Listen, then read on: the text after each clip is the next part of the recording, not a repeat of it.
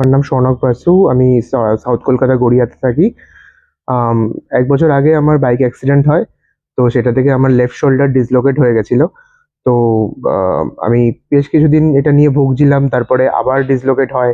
দেন আম আ sir Indranil পালের সাথে আমার আ পার্সোনালি দেখা হয়, যেখানে স্যার আমার মায়ের নি রিপ্লেসমেন্ট করেছিলেন এই লিবার্টন হসপিটাল থেকেই। উনার এত ভালো রেজাল্টের জন্য আমি স্যারকে দেখাই।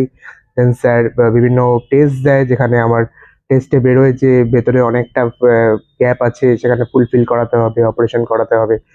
তো আমি স্যারের কথা মতোই আ এই হসপিটালে অ্যাডমিট হই। দেন স্যার পুরোটা অনেক যত্ন সহকারে আমার ট্রিটমেন্ট করায় এবং আ এখন একটু হলেও অনেকটা বেটার ফিল করছি আমি। আম স্যার টাইম দিয়েছে, টাইম মতো সমস্ত ওষুধপত্র আর যা ফিজিওথেরাপি যা প্রসিডিউর আছে সেগুলো সব টাইম মতো এগোবো। তো আশা করি স্যারের কথা মতো আমি অনেকটাই ভালো হয়ে যাবো আগের থেকে।